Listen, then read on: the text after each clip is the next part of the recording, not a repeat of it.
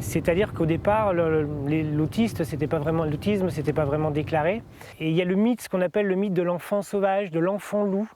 Je pense notamment au film de François Truffaut, où souvent tous les enfants qui étaient, on va dire, socialement mis de côté, qui n'avaient pas eu de contact pendant très très très longtemps avec les hommes et ainsi de suite, on les appelait des enfants loups, des enfants sauvages. Mais en fait, on s'est aperçu avec le temps, c'était certainement des enfants atteints d'autisme.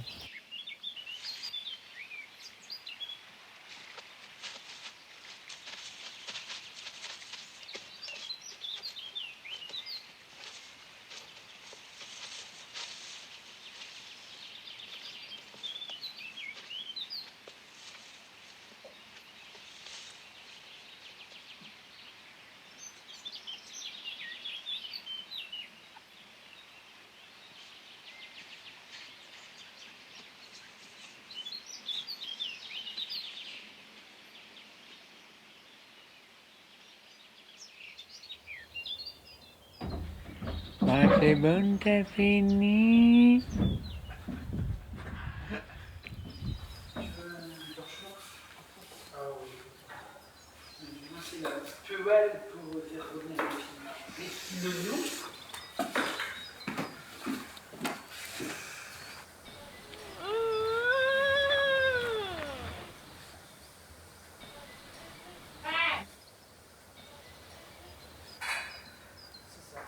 C'est ça. 你这样小心睡。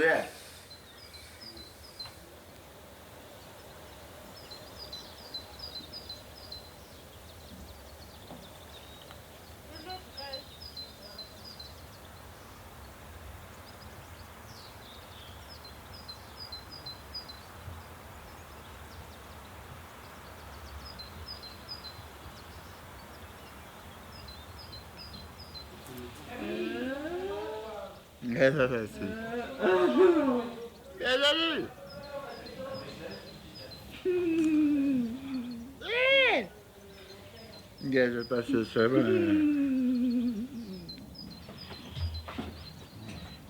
Alors, comment tu le trouves ce café, Jean? Merci.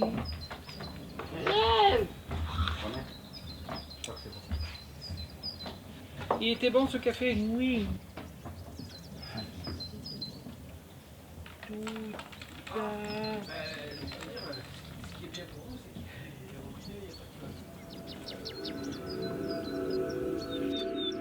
La connaissance du moi étranger, disait le psychologue allemand Theodor Lipps au tout début du XXe siècle. La connaissance du moi de l'autre. La connaissance de son monde intérieur, de l'univers de ses représentations mentales. Einfühlung, empathie. Cette étrange capacité que nous avons de vivre en nous et de ressentir les émotions, les intentions de l'autre à partir de ce que nous en percevons, en projetant sur l'autre nos propres émotions et nos propres intentions.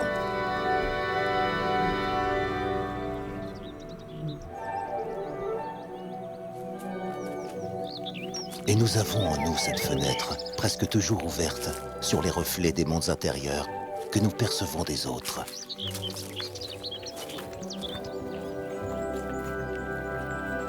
À travers ce que nous avons appris sur nous-mêmes et sur les autres. À travers nos souvenirs de nous-mêmes et des autres.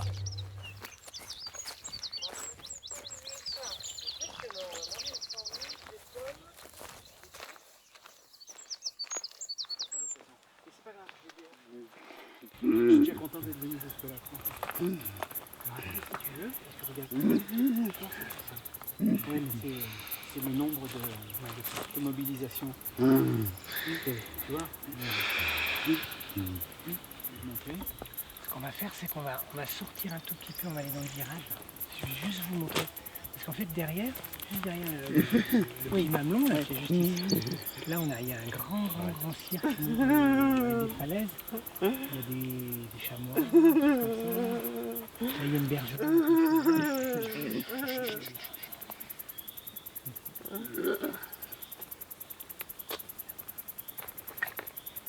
Enlève ta main de là. C'est pas chez toi. C'est chez moi. Je vais mettre ma main dans ton t-shirt. Là. Attends là, oui. Vas-y, on va passer par là. Oui, on va repasser.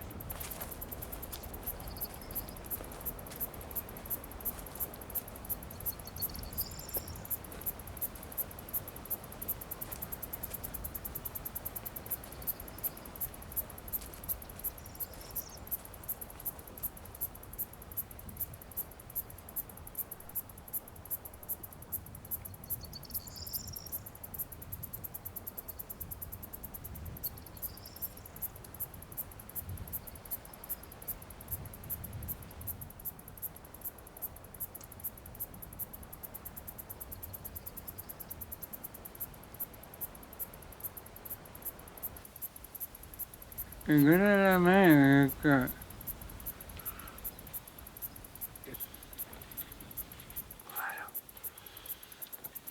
que tu vas aller voir la vue? Prends les jumelles avec tes mains. Tu ouvres bien tes Ah, yeux pas et un tu regardes projecteur. bien en face là-bas. Et en face, dans les pierres, dans les pierriers, tu essayes de voir des taches brunes qui marchent. Ben, c'est des mouflons. Alors ils sont assez loin, c'est pour ça qu'on les voit tout petits. Est-ce que tu arrives à les discerner, à les voir? Tu arrives à les voir? Tu veux regarder encore? Ça se fait.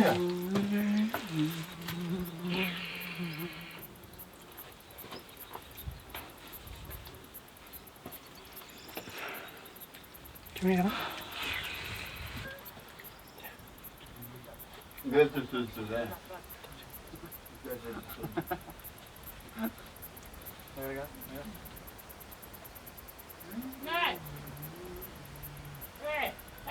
Petite bouille.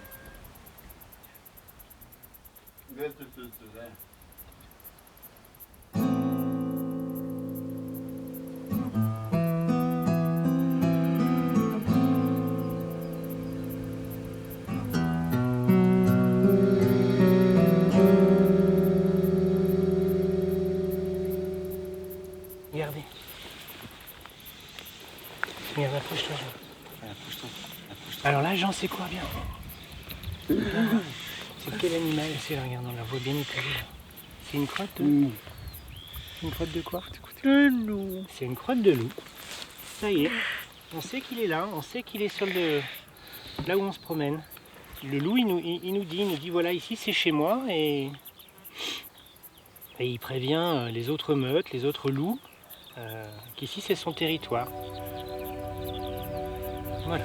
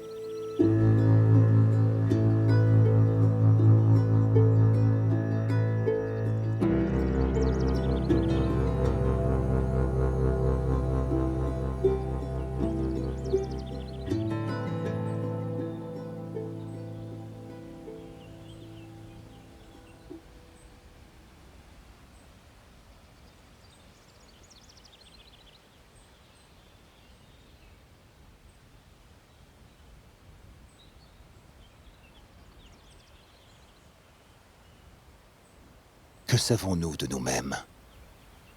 Que pouvons-nous apprendre des autres à partir de ce que nous voyons d'eux? En dehors du langage, en l'absence de mots.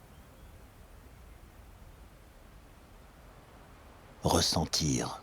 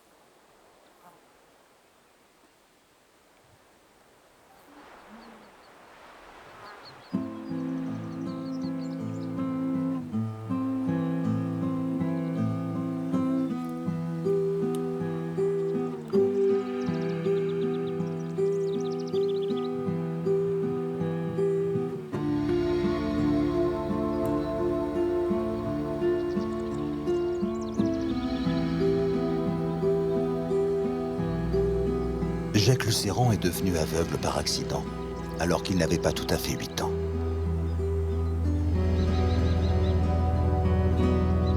Durant la Seconde Guerre mondiale, à l'âge de 17 ans, il s'engage dans la résistance et crée un réseau. En 1943, il est arrêté et emprisonné à Fresnes. Et en 1944, à l'âge de 19 ans, il est déporté dans le camp de Buchenwald.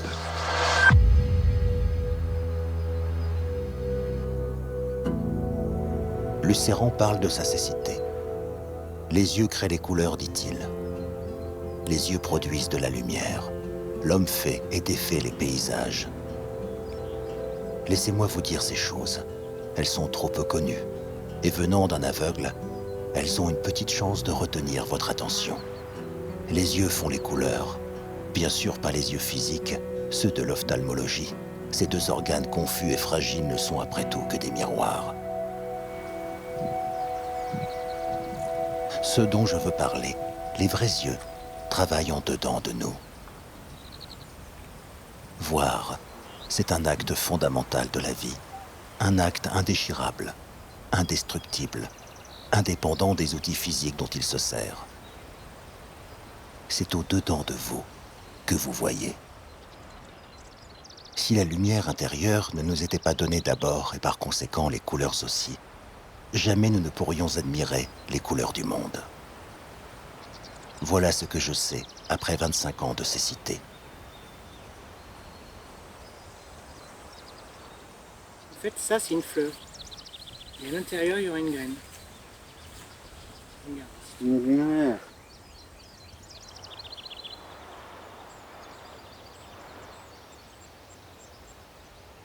Jacques Lucéran perçoit les émotions et les intentions des autres. Il est en empathie. Il se met à la place des autres mieux que les autres parce qu'il voit autrement. Au-delà de ce que révèlent les yeux. Pendant la Résistance, en raison de cette capacité, c'est lui qui interroge les personnes qui veulent rejoindre son réseau. C'est lui qu'on charge de démasquer les espions, les traîtres. Il voit ce que les autres ne voient pas.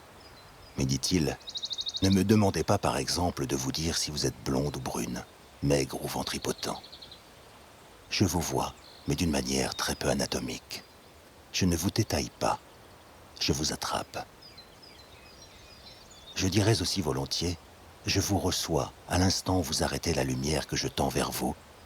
Vous faites une ombre. Cette ombre se diversifie presque immédiatement, se met en forme, se colore, mais selon d'autres rythmes que ceux des yeux. Si vous ne tenez pas en place, si ma conversation vous agace, votre ombre alors se disloque. Il en part des morceaux à droite, à gauche, en arrière. Si vous êtes attiré vers moi par l'amitié ou l'intérêt, cette ombre est toute proche. Elle tente à s'intégrer dans la mienne. Ils sont magnifiques, avec des cornes. Attends, fais voir. Je vais juste voir si je les ai bien encore dans le viseur. Oui, j'ai un peu bougé. Attends.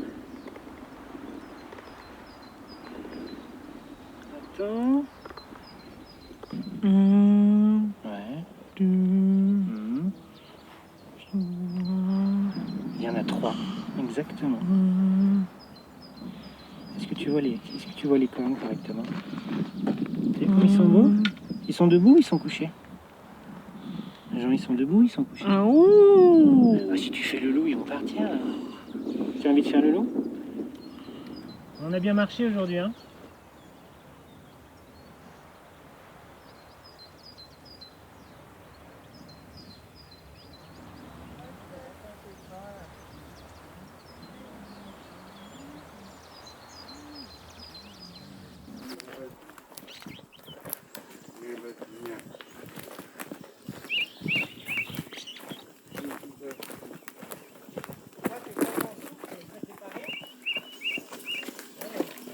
Ah oui, le vent dominant ici, c'est quel côté?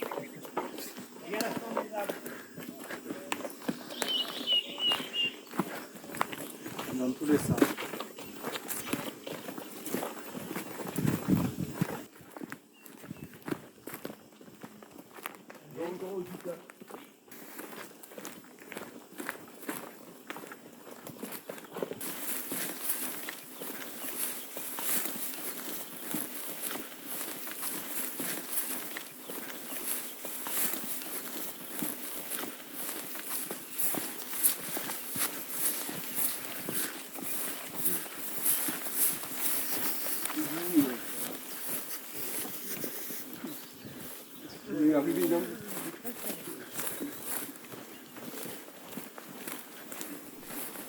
Tu fais pas mal à Gérard. Non, tu le fais pas mal.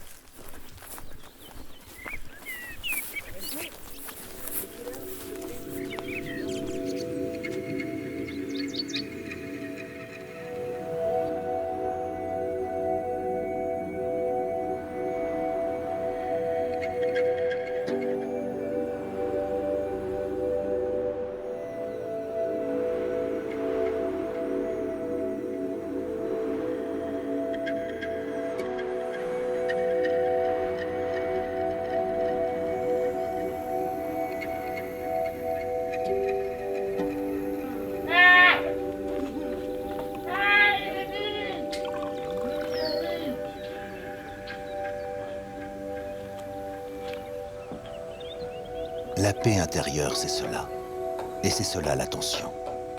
C'est un état de communication universelle, un état de réunion. La vie intérieure, c'est savoir que la paix n'est pas dans ce monde, mais dans le regard de paix que nous portons sur le monde. Tout ce qui fait accepter la vie est bon. Tout ce qui nous la fait refuser est médiocre et provisoire. Toute la vie nous est donnée avant que nous la vivions. Mais il faut toute une vie, il faut peut-être plus, pour devenir conscient de ce don. Toute la vie nous est donnée chaque seconde. Le monde commence aujourd'hui.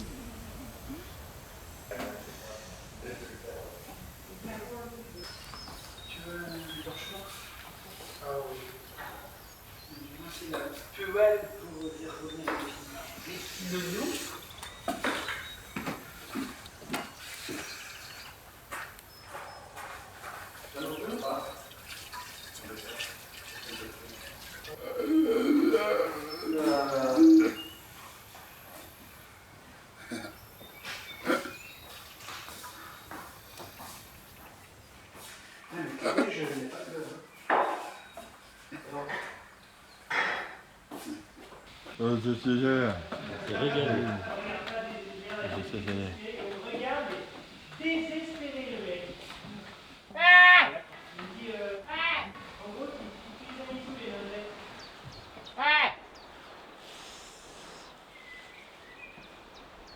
Retrouvez l'aube. Retrouvez l'aube partout, partout, partout. C'est une façon de vivre. Reconstituer la naissance dans tout automne. Faire ressurgir l'irruption de la première fois, car il n'en est pas d'autre. Découvrir, ressentir, voir dans chacun de ce qui nous entoure ce qu'il y a de plus jeune, de plus neuf, de plus fragile, et qui demande attention, protection.